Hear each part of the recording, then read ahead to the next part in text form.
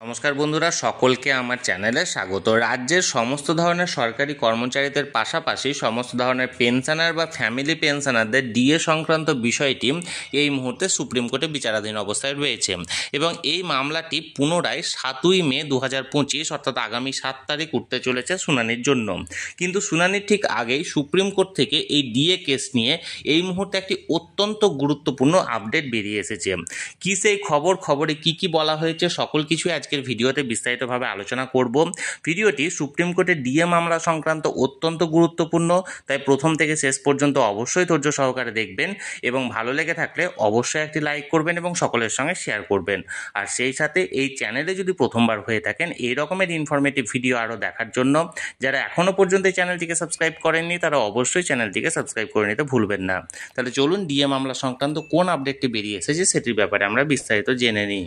দেখুন, আমরা এই মুহূর্তে সরাসরি সুপ্রিম কোর্টের ওয়েবসাইটে আছি। এখানে ডায়েরি নাম্বার দেওয়া হয়েছে 35292/2022 অর্থাৎ 2022 সালে এই মামলাটি প্রথম এসএলপির জন্য ওঠে। The state of West Bengal versus confederation of state government employees West Bengal. এখানে ডায়েরি নাম্বারের পাশে দেখুন ফাইল 1 3 নভেম্বর 2022 অর্থাৎ 3রা নভেম্বর 2022 এই মামলাটি প্রথম এসএলপির জন্য সুপ্রিম কোর্টে এসেছিল এবং কেস নাম্বার সিএনআর নাম্বার এখানে দেওয়া হয়েছে। এবার দেখুন present or last listed on, এটা তো আমি আগেই বললাম যে ডেটটা আসছে অর্থাৎ সুপ্রিম কোর্টের শুনানির ডেট, সেই ডেটটা এখানে দেওয়া হয়েছে অর্থাৎ আগামী 7ই মে 2025 এই মামলাটি উঠতে চলেছে। কিন্তু যে গুরুত্বপূর্ণ বিষয়টি যেটি নিয়ে আমি কথা বলছিলাম সেটি হলো প্রথমত এই মামলাটি পুনরায় আবার 3জন বিচারপতির বেঞ্চে উঠতে চলেছে এবং সবথেকে গুরুত্বপূর্ণ বিষয় হলো এই মামলাটির সিরিয়াল নাম্বার নিয়ে। দেখুন এখানে কোন কোন বিচারপতির এজলাসে উঠতে চলেছে সেটি দেখুন। Honourable mister justice Vikram Nath, honourable mister justice Sanjay Karol and honourable mister justice Sandeep Mehta, এই 3জন বিচারপতির এজলাসে এই মামলাটি উঠতে চলেছে এবং ক্লজ নাম্বার দেখুন অর্থাৎ সিরিয়াল নাম্বারটা হচ্ছে 2 অর্থাৎ এই প্রথমবার, এর আগে প্রায় 15 থেকে 16 বার এই মামলাটি শুনানির জন্য উঠলেও প্রতিবারই প্রায় 40-এর ওপরে এই মামলাটির সিরিয়াল নাম্বার ছিল। এই প্রথমবার এই মামলাটি একদম প্রথম দিকে এসেছে এবং স্ট্যাটাসের দিকে দেখুন, স্ট্যাটাস অফ স্টেজ হচ্ছে পেন্ডিং, মোশন হিয়ারিং হচ্ছে top of the list for admission.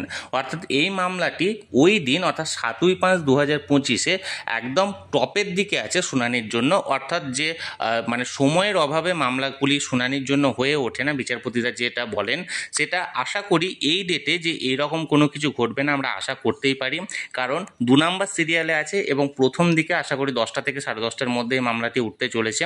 এখন দেখার বিষয় এই আগামী 7ই মে 2025 এই মামলাটি শুনানির জন্য হয় বা হয় না, না এই মামলাটি পুনরায় আবার একটি ডেট দেওয়া হয়। আমি সবসময়ই চোখ রেখেছি এই মামলা সংক্রান্ত যে কোনো আপডেট যে কোনো মুহূর্তে বেরিয়ে এলে আমি তৎক্ষণাৎ সেটা আমি আমার চ্যানেলে ভিডিওর মাধ্যমে দিয়ে থাকি। তাই যারা এখনও পর্যন্ত চ্যানেলটিকে সাবস্ক্রাইব করেননি তারা অবশ্যই চ্যানেলটিকে সাবস্ক্রাইব করে চ্যানেলটি পাশে থাকুন।